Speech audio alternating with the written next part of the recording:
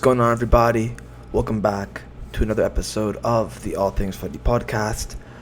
After a brilliant weekend of league play, we enter midweek where there are a bunch of Champions League games going on this week, which I want to get it right into.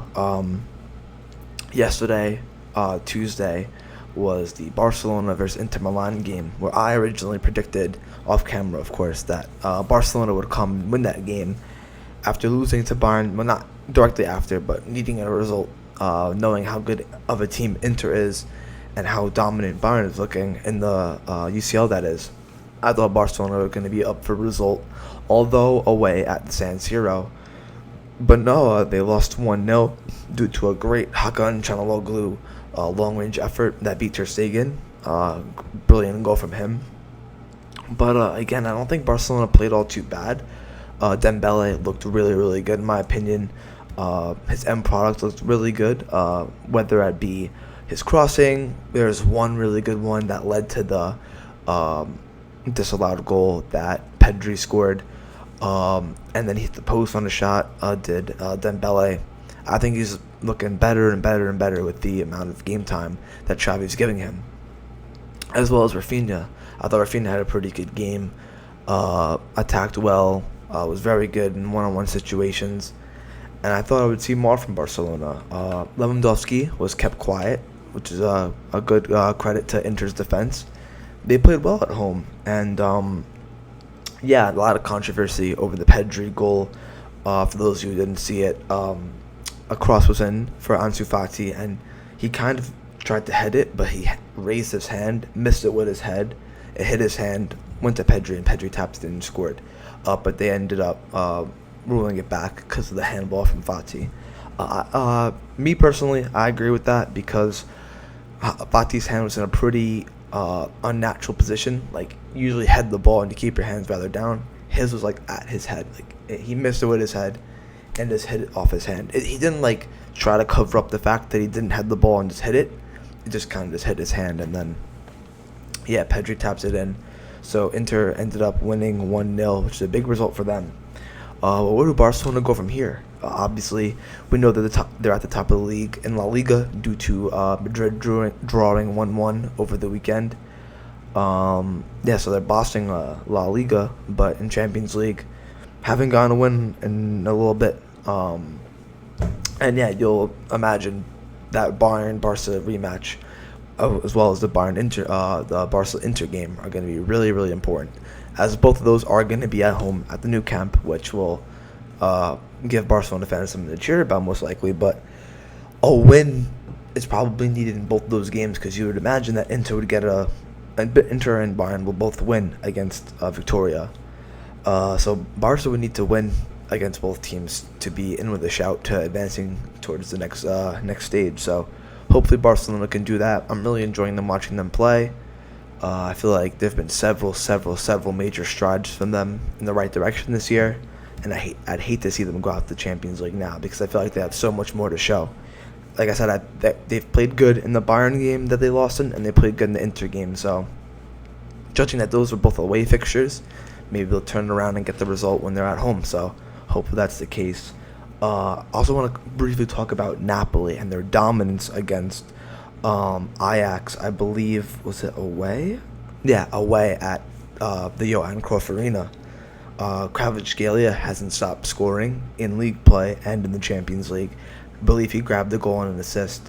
I think Simeone scored. Rapstori scored a couple. And Napoli look like a really, really surprising side at the moment, not only just in the Champions League, but in league play as well. They're firing on all cylinders. A rather young team, completely new from the Sarri project, where they had like Mertens and Insigne, players like that. They got Osimhen firing, Kvaratskhelia, Rapstori, all these good young players that look really, really good. So you could see Napoli maybe make a nice little case to enter the semifinals, I think. Kind of like Leicester 2017 when they won the league and then precedingly went, I think, almost to the semifinals in the Champions League the year after. I think they lost to Atletico Madrid in the quarterfinals.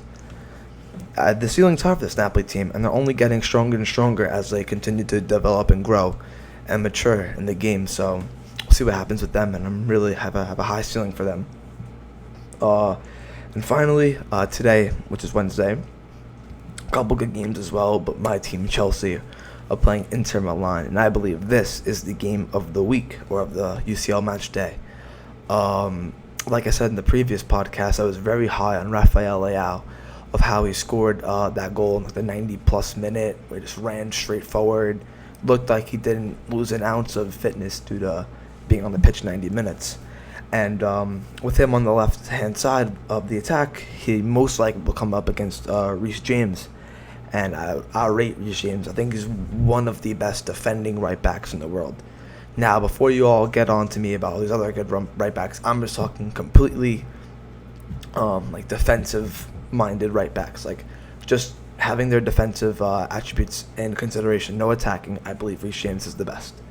I think he's brilliant, and I think it's going to be a really good test of both Reece James' ability and Leao's ability. They're both similar in age, I believe.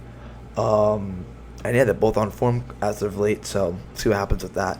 Chelsea actually just dropped the lineups where they're running Sterling up top with Aubameyang and Mount on the right wing, Aubameyang as striker. Midfield four of Chilwell on the left, Kovacic, Loftus-Cheek in the middle, and Reece James right wing back role. And then Koulibaly, Silva, Fofana, and Kepa. I believe it's about the same. Oh no, Havertz started the Palace game, doesn't start this one. Loftus-Cheek returns into the side for Jorginho, who got dropped from the game against Crystal Palace. And yeah, pretty good team. Sterling's in great form for me.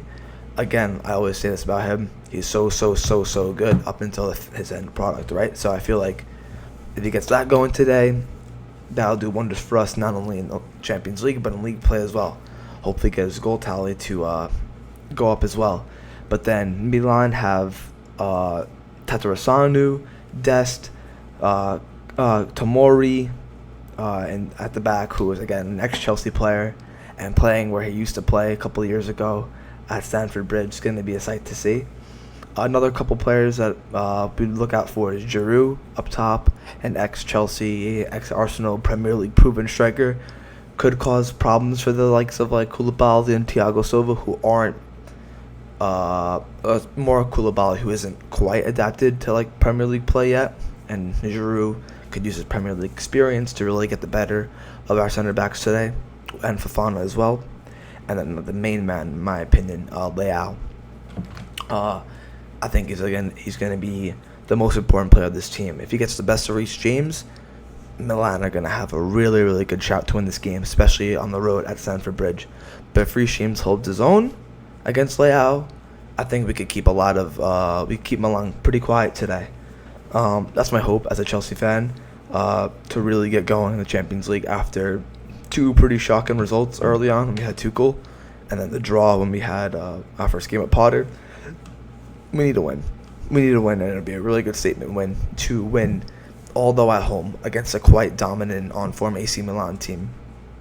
It's going to be a good match day. I'm very much looking forward to it. I'm about to go in around 15 minutes and go watch the game with a couple of my friends. Go Chelsea, for that matter. And yeah, hope you guys enjoy the episode. I know we got Liverpool and Arsenal, I believe, next Sunday. Definitely going to be an episode on that. I'm thinking if I'm going to do a live, like, watch through. Obviously, I can't play the actual game and like the volume because I'm not trying to get copyright striked. But yeah, I would probably love to try a more live thing, like a live commentary on the game. Like if you see the True Geordies kickoff a variant on Twitch, or like the Pitch Side, Theo Baker's podcast, something like that. That'd be really, really cool. Thinking about doing that if I could get a bunch of my friends over to watch the game. But if I don't, I'll definitely have an episode on that after that game. Really looking forward to it. And yeah, I'm looking forward to hearing you guys' thoughts on this episode. Leave a like, comment, and subscribe. And I'll see you guys in the next episode. Take care and peace.